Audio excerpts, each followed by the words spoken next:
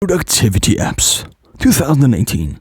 All the apps I use, and that's a whole lot, and includes Windows 10 apps as well as Android. And I add a few notes whenever I have a different version right now. Wunderlist is just a great app. I use it mainly for my short-term tasks. Available on Windows and Android. That's everything I need. Nowadays, I then switch to Microsoft To Do. Because Microsoft bought Wunderlist, and then I switched to Todoist nowadays, but I'm not quite sure if this is the long-term solution because it is premium, so very many features are premium only, and I don't want to pay for a to-do list app.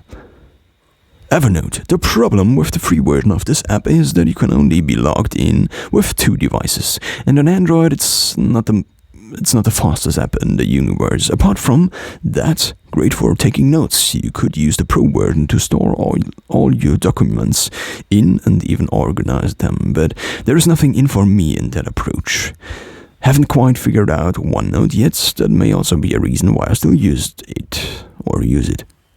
I figured out OneNote, so this is the main note-taking app I still use to this day. Basically my all-in-one solution for basically my second brain, but I discovered Notion recently. Not recently, but I started using it recently, and therefore I am switching at least databases nowadays to Notion. YouTube Studio is basically an app that allows you to see a few stats for your YouTube channel.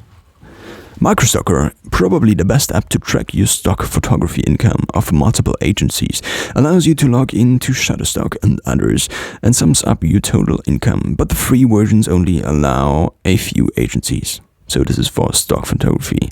Google Drive, 15 GB of free storage comes with every Google account, and I recently found out that you can sync multiple accounts with your desktop, so that's nice. PayPal. Google Calendar is the main app I use. PayPal is another hack kind of, because you can also pay via Google Pay with PayPal and then just connect any random bank account you might have and use it for paying contactless with Google, and also with your watch maybe if you are into that kind of stuff. Microsoft Corporation OneDrive is the main cloud storage I use. Dropbox Inc. was a cloud storage I used in the past. Then there is WhatsApp. Don't say it's the best app out there, but it's the most common one. That's the reason why I try to do all my messaging still with WhatsApp to this day. I haven't switched to Telegram. I tried it in between, but the thing is, you don't want to switch between apps all the time, and basically everyone is on WhatsApp, and therefore you should do all your messaging on WhatsApp. At least that's the most efficient, I think. YouTube is of course an app for watching videos as well as uploading and producing videos.